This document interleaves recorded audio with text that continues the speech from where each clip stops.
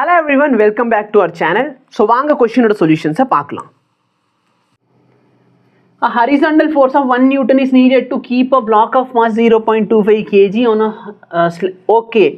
ஒரு பாக்ஸ் கொடுத்துட்டாங்க சார். அந்த பாக்ஸில் நீங்கள் 1 நியூட்டன் ஃபோர்ஸ் கொடுத்தா தான் இந்த பாக்ஸ் என்ன வச்சுக்க முடியும், கான்ஸ்டன்ட் ஸ்பீடில் வச்சுக்க முடியும். கான்ஸ்டன்ட் ஸ்பீடில் வச்சுருக்கீங்கன்னா net force acting on the box என்ன 0.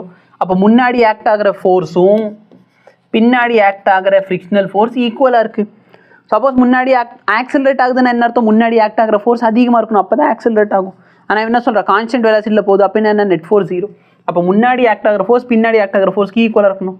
இதோட வேல்யூ என்ன, மியோட வேல்யூ என்ன கொடுத்துருக்காங்க, ஃப்ரிக்ஷன் தான் கேட்குறான், மியூ தெரியாது சார்.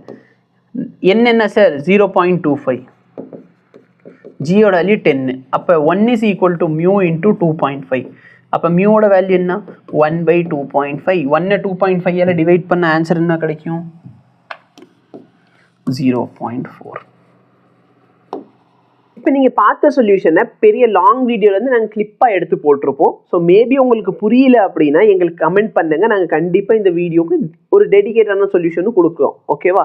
இதில் புரிஞ்சிடுச்சுன்னா வீடியோவை லைக் பண்ணுங்கள், மற்றவங்களுக்கும் ஷேர் பண்ண முடிஞ்சால் ஷேர் பண்ணுங்கள். தேங்க்யூ.